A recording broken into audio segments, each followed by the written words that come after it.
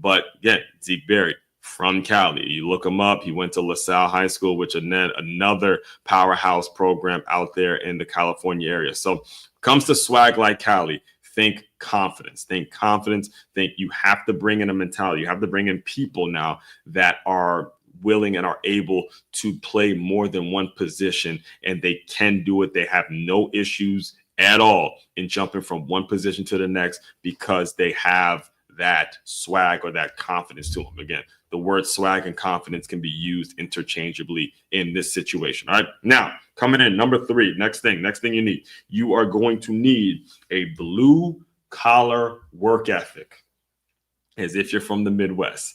Good old steel mill town, baby. Let me put the image back up. All right. So you see this one right here where it says the captain, the Notre Dame. That was last year, the first offensive lineman taken off the board was from Notre Dame, from the University of Notre Dame. His name was Joe Alt, and ironically went to the Los Angeles Chargers, which Coach Harbaugh from Michigan just takes the job, and his first pick is Joe Alt, an offensive lineman. Now they're in the playoffs. I mean, he turned them into a playoff team and his first round pick, folks, his first round pick was an offensive lineman from Notre Dame, Sharon Moore. All right, Sharon Moore, former offensive lineman. That's how we won last year.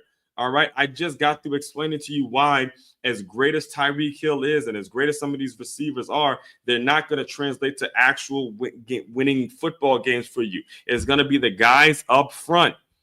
If you look up Joe Alt from the Midwest area, obviously went to school in the Midwest area, and there's that. You can just see it. If you're going to be a successful lineman, you have to have that bring your lunch pail to work every single day, doing it every single day. As great as LeBron is, one of the things that, in my opinion, that sets him apart, and I do believe I am on the LeBron side when it comes to the Jordan debate, but that's a conversation for another day.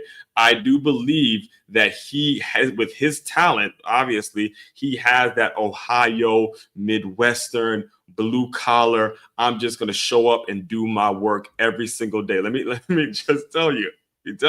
One of my best friends when I was at Carson Newman, shout out to Say, he's from Cincinnati. He's from Cincinnati, Ohio, and he and I would have endless conversations about this. Endless conversations where I would tell him a little bit about the way football was in the Northeast area, but then he would give me his Ohio experience of football. And that's why we became really close that year, because he would tell me, oh, it's a blue collar mentality every single day. Ohio, if you're talking about football in Ohio, he even had people from Alabama take his side on certain conversations, to the point where it's like, look, Aswan, you know football, but listen to my man who's from Ohio, who knows this is what they do in terms of just the blue collar work ethic. That's the Midwestern mentality when it comes that you're going to need in your organization. All right. So we have coaching like you're from the Northeast. We have the swag like you're from Cali. We have the blue collar workman's mentality as if you're from the Midwest. Coming in at number 4, often too many people make this the first thing, that then, don't get me wrong, you're going to need it, but you're going to need some athleticism. You're going to need athleticism as if you are from Florida. All right. Now, I put Jeremiah Smith as the pitcher, the top one. He's from right out here in South Florida. I put him on this one, but the truth is, listen, man, Florida's packed with a lot of Jeremiah Smiths. I've been here now approaching 8 years at this point. Florida is packed. I mean, literally packed. If we're talking specifically, South Florida is packed with a lot of Jeremiah Smiths out there, to the point where last week, I was getting prepared for this